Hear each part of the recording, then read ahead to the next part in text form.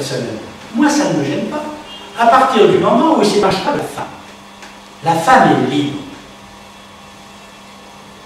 Mais pas plus. Il ne faut pas qu'autour, ça viande autour pour qu'elle ne soit plus libre. Ouais. En bref, dans toutes les religions du livre, plus ou moins, on trouve ce genre de choses. Et pourtant, ce qui est demandé à la femme n'est pas demandé à l'homme. Pourquoi? Tout simplement, déjà, il y a un problème de preuve. Vous savez, comme moi, que la preuve, on la considère, vous savez très bien que c'est le saignement qui est la preuve, j'allais dire, magistrale, alors que tout le monde sait, et j'ai préparé ici, hein, je n'ai même pas voulu m'avancer sans la médecine légale, tout le monde sait très bien que le saignement n'est pas une preuve de virginité, que ne pas y avoir de saignement, et qu'il y aura quand même virginité. Donc, ce n'est pas un indice probant, déjà. Donc, on ne peut pas bâtir une théorie sur, justement, une preuve qui n'en est pas une. Enfin, l'homme aurait le droit au mensonge, et pas la femme. Et Dieu sait qu'ils sont privés, je sais. Puisque le mensonge de l'homme ne pourrait être prouvé, nous sommes en pleine discrimination. Voilà quelque chose d'important. La discrimination. Troisième. Une éducation basée pour les filles sur la virginité est un facteur protecteur de l'enfance et de celle-ci et des risques de maternité prématurée. Ouais, on peut le dire. C'est un argument de qualité, c'est pas la question. Intéressant, mais limité.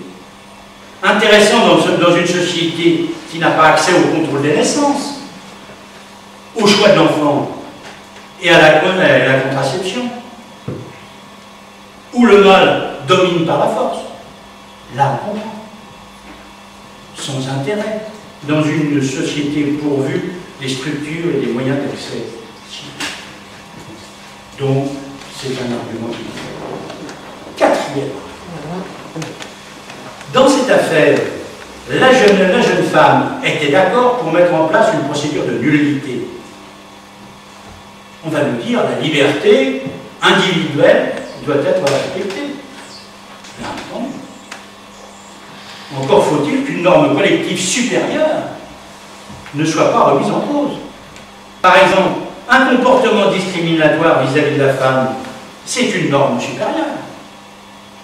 Ce n'est pas parce qu'on a dit oui, l'un l'autre, je prends de la coke, que j'ai le droit d'en prendre. Là, c'est pareil, on a une norme supérieure qui est tout simplement qu'on se met dans une situation discriminatoire. La loi ne peut pas montrer, c'est la politique de tout consentement. Cinquième argument.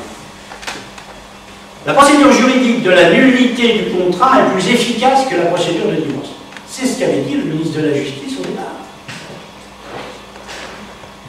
Je sais pas, l'effectivité de ce raisonnement. Il n'y a pas de chose que une ne pas des pays.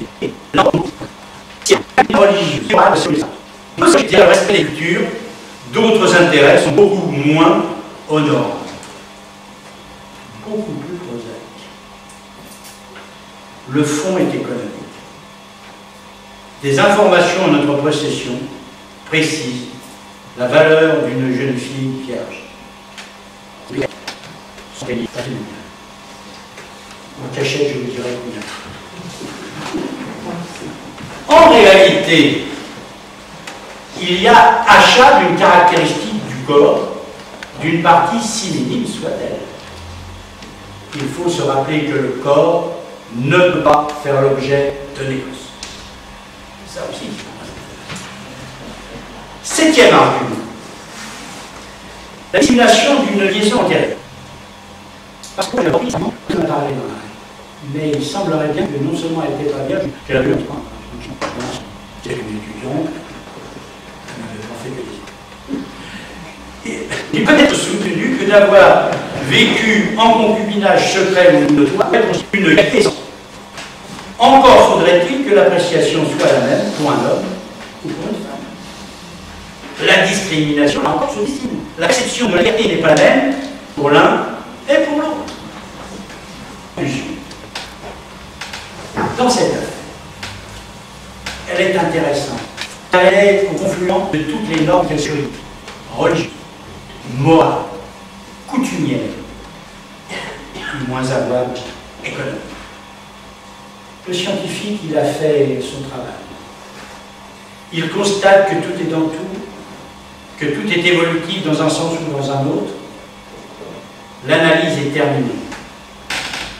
Par contre, il constate une certaine stabilité des principes fondamentaux de la société française. Et une évolution irréversible vers plus de libération de la femme. Que dans la hiérarchie des sources du droit, ils sont la référence, et parfois oubliés même par les juristes. Parmi ceux-ci, il y a le traitement des hommes et des femmes. Le mot traitement est compris pas simplement la discrimination non justifiée, objectivement et condamnable. Les libertés collectives liées à l'ordre public dominent les libertés individuelles contraires à l'ordre public. Devant cette situation, le scientifique, il écoute les états forts de la conscience collective et les principes fondamentaux de la société.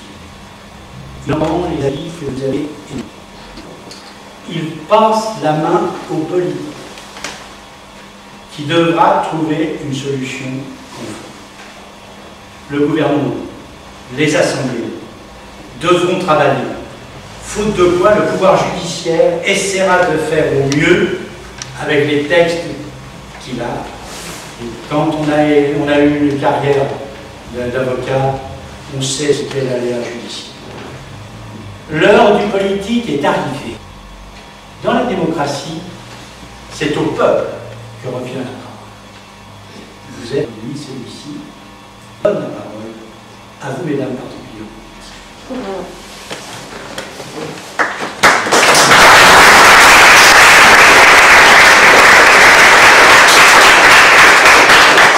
Maintenant, il faut que systématiquement vous parliez, que vous disiez comment vous réagissez. Vous ne vous occupez pas, j'allais dire, vous ne vous occupez pas de, j'allais dire, du côté très structuré, très scientifique. Vous dites ce que vous ressentez, parce que là, c'est plus le scientifique, c'est comment on le vit, comment on réagit. Donc voilà.